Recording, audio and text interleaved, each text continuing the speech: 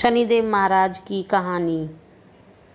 एक समय सूर्य, चंद्रमा, मंगल, बुध, बृहस्पति, शुक्र, शनि, राहु, केतु इन ग्रहों में आपस में झगड़ा हो गया कि हम सब में सबसे बड़ा कौन है। सब अपने आप को बड़ा कहते थे। जब आपस में कोई निश्चय न हो सका तो सब के सब आपस में झगड़ते हुए इंद्र के पास गए और कहने लगे कि आप सब देवताओं के राजा हो, इसलिए आप हमारा न्याय करके बतलाओ कि हम नवग्रहों में सबसे बड़ा कौन है। राजा इंद्र इसका प्रश्न सुनकर घबरा गए और कहने लगे कि मुझ में यह सामर्थ्य नहीं है जो किसी को यह बड़ा छोटा बतलाऊं। मैं अपने मुख से कुछ नहीं कह सकता। हाँ, एक उपाय हो सकता है। इस समय पृथ्वी पर राजा विक्रमादित्य दूसरों के दुखों का निवारण करने वाला है, इसीलिए तुम सब मिलकर उन्हीं के पास जाओ, वहीं तुम्हारे दुखों का निवारण होगा।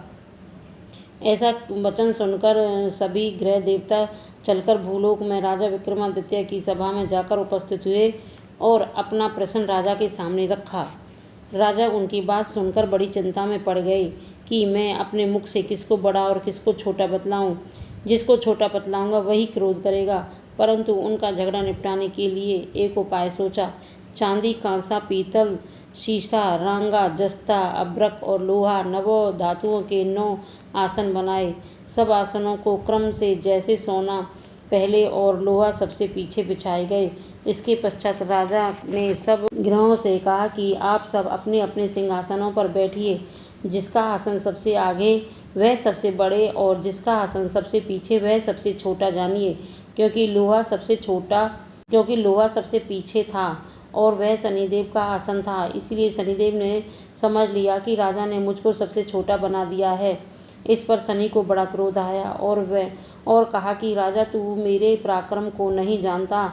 सूर्य 1 राशि पर 1 महीना, चंद्रमा 2.25 महीना, 2 दिन मंगल, 1.5 महीना बृहस्पति, 13 महीने बुध और शुक्र 1 महीने, परंतु मैं 1 राशि पर 2.5 अथवा 7.5 साल तक रहता हूँ। बड़े बड़े देवताओं को भी मैंने भीषण दुख दिया है। राजन सुनो, राम जी को 7.5 आई और वनवास हो गया, और रावण पर आई तो राम और लक्ष्मण ने सेना लेकर लंका पर चढ़ाई कर दी। रावण का कुल का नाश हो गया। हे राजा, अब तुम सावधान रहना। राजा कहने लगा, जो कुछ भाग्य में होगा देखा जाएगा। उसके बाद अन्य ग्रहों तो प्रसन्नता के साथ चले गए, परंतु शनिदेव बड़े क्रोध के साथ वहाँ से सिधारे। कुछ काल व्यतीत हो जाने पर जब राजा को 7.5 की दशा आई तो शनिदेव घोड़ों के सौदागर बनकर अनेक सुंदर घोड़ों के सहित राजा की राजधानी में आए। जब राजा ने सौदागर के आने की खबर सुनी तो अशुपाल को अच्छे अच्छे घोड़े खरीदने की आज्ञा दी। अशुपाल ऐसी अच्छी नस्ल के घोड़े देखकर और उनका मूल्य सुनकर चकित हो गया और तुरंत ही राजा को खबर दी। राजा उन घोड़ों को देखकर एक अच्छा सा घोड़ा चुनकर सवारी के लिए चढ़ा। राजा के घोड़े की पीठ पर चढ़ते ही घोड़ा जोर से भागा। घोड़ा बहुत दूर एक बड़े जंगल में जाकर राजा को छोड़कर अंतर्ध्यान हो गया। इसके बाद राजा अकेला जंगल में भटकता फिरता रहा। बहुत देर के पश्चात राजा ने भूख और प्यास से दुखी होकर भटकते भटकते एक ग्वाले को देखा। ग्वाले ने राजा को प्यास से व्याकुल देखकर पानी पिलाया। राजा की उंगली में एक अंगूठी थी, उसे निकालकर प्रसन्नता के साथ ग्वाले को दे दी और शहर की ओर चल दिया। राजा शहर में पहुंचकर एक सेठ की दुकान पर जाकर बैठ गया और अपने आप को उज्जैन का रहने वाला तथा अपना नाम वीका बतलाया। सेठ ने उसको कुलीन मनुष्य समझकर जल आदि पिलाया। भाग्यवश उस दिन सेठ की दुकान पर बिक्री बहुत अधिक हुई। तब सेठ उसको भाग्यवान पुरुष समझकर भोजन कराने के लिए अपने साथ ले गया। भोजन करते समय राजा ने आश्चर्य की बात देखी कि खूंटी पर हार लटक रहा है और वह खूंटी उस हार को निगल रही है। भोजन के पश्चात कमरे में आने पर जब सेठ को कमरे में हार न मिला तो सबने यही निश्चय किया कि सिवाय वीका के कोई इस कमरे में नहीं आया, अतः अवश्य ही उसी ने हार चोरी किया है। परंतु वीका ने हार लेने से मना कर दिया। इस पर 5-7 आदमी इकट्ठे होकर उनको फौजदार के पास लाए।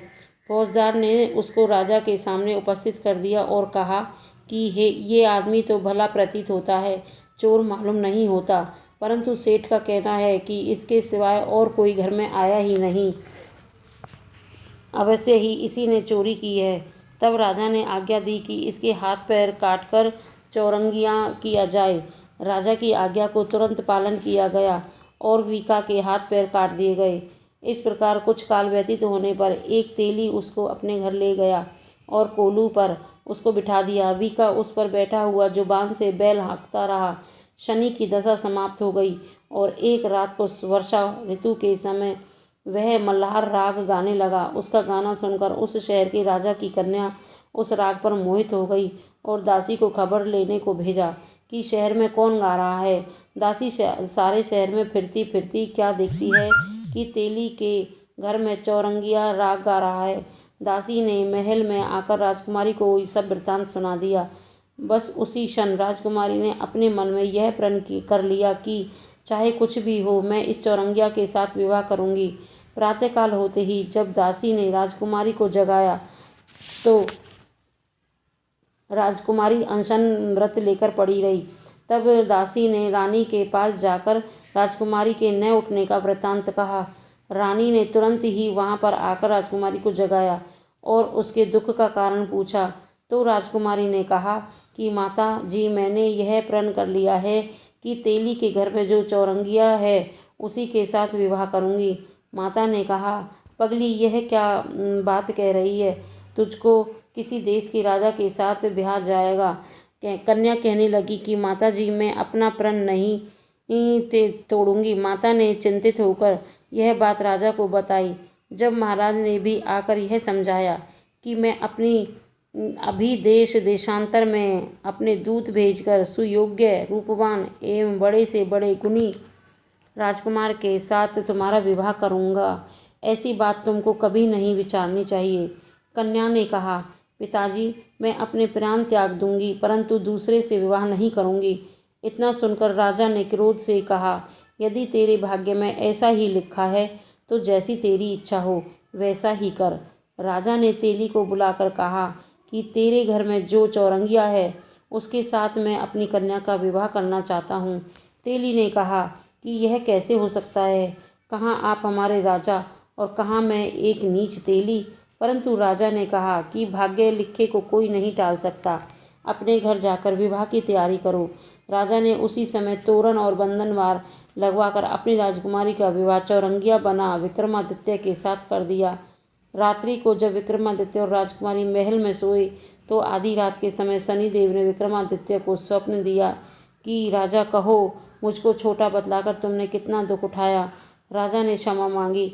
शनिदेव ने प्रसन्न होकर विक्रमादित्य को हाथ पैर दिए। तब राजा ने कहा, महाराज, मेरी प्रार्थना स्वीकार करें कि जैसा दुख आपने मुझे सौंप दिया है ऐसा और किसी को ना दें। शनिदेव ने कहा कि तुम्हारी यह प्रार्थना स्वीकार है। जो मनुष्य मेरी कथा सुनेगा या कहेगा उसको मेरी दशा में कभी किसी प्रकार का दुख नहीं होगा और जो नित्य ही मेरा ध्यान करेगा या चींटियों को आटा डालेगा उसके सब मनोरथ पूर्ण होंगे।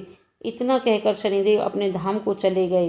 राजकुमारी की आंख खुली और उसने राजा के हाथ पैर सही सलामत देखे तो आश्चर्य को प्राप्त हुई। उसको देखकर राजा ने अपना समस्त हाल कहा कि मैं उज्जैन का राजा विक्रमादित्य हूँ। यह बात सुनकर राजकुमारी अत्यंत प्रसन्न हुई। प्रातःकाल राजकुमारी से उसकी सखियों ने पूछा तो उसने अपने पति का समस्त वृत्तांत कह सुनाया। तब सब ने प्रसन्नता प्रकट की और कहा कि ईश्वर ने आपकी मनोकामना पूर्ण कर दी है। जब उस सेठ ने यह बात सुनी तो वह विक्रमादित्य के पास आया और उनके चरणों में गिरकर क्षमा मांगने लगा कि आप पर मैंने चोरी का झूठा दोष लगाया, अतः आप मुझको जो चाहे दंड दें। राजा ने कहा, मुझ पर शनिदेव का कोप था, इसी कारण यह सब दुख मुझको प्राप्त हुआ है। इसमें तुम्हारा कोई दोष नहीं है। तुम अपने घर जाकर अपना कार्य करो। सेठ बोला कि मुझे तभी शांति होगी जब आप मेरे घर चलकर प्रीतिपूर्वक भोजन करोगे। राजा ने कहा कि जैसी आपकी मर्जी हो वैसा ही करें। सेठ ने अपने घर जाकर अनेक प्रकार के सुंदर भोजन बनवाए और राजा विक्रमादित्य को प्रतिभोज दिया। जिस समय विक्रमादित्य भोजन कर रहे थे एक अत्यंत आश्चर्य की बात सबको दिखाई दी। जो खूंटी पहले हार निगल रही थी वह अब हार उगल रही है। जब भोजन समाप्त हो गया तो सेठ ने हाथ जोड़कर बहुत सी मोहरें राजा को भेंट की और कहा कि मेरे श्री कंवर नामक एक कन्या है। उसका पाणिग्रह आप करें। इसके बाद सेठ ने अपनी कन्या का विवाह राजा के साथ कर दिया और बहुत सा दान आदि दिया। इस प्रकार कुछ दिनों तक वहाँ निवास करने के पश्चात विक्रमादित्य ने शहर के राजाओं से कहा कि अब मेरी उज्जैन जाने की इच्छा है। फिर कुछ दिन के बाद विदा लेकर राजकुमारी मनभावनी, सेठ की कन्या श्री कंवरी तथा दोनों जगह के दहेज में प्राप्त अनेक दास दासी, रथ और पालकियों सहित विक्रमादित्य उज्जैन की तरफ चले। जब शहर के निकट पहुँचे तो पुरवासियों ने राजा के आने का संवाद सुना तो समस्त उज्जैन की प्रजा अगवानी के लिए आई। तब बड़ी प्रसन्नता से राजा अपने महल में पधारे। सारे शहर में बड़ा भारी महोत्सव मनाया गया और रात्रि को दीपमाला की गई। दूसरे दिन राजा ने शहर में यह सूचना कराई कि शनिचर देवता सब ग्रहों में सर्वोपरि हैं। मैंने इनको छोटा बतलाया, इसी से मुझको यह दुख प्राप्त हुआ। इस कारण सारे शहर में सदा शनिचर की पूजा और कथा होने लगी। राजा और प्रजा अनेक प्रकार के सुख भोगती रही। जो कोई शनिचर की इस कथा को पढ़ता या सुनता है, शनिदेव की कृपा से उसके सब दुख दूर हो जाते हैं। शनिवार की कथा को व्रत के दिन अवश्य पढ़ना चाहिए। ओम शांति, ओम शांति, शांति शांति, ओम शांति। जय शनिदेव की।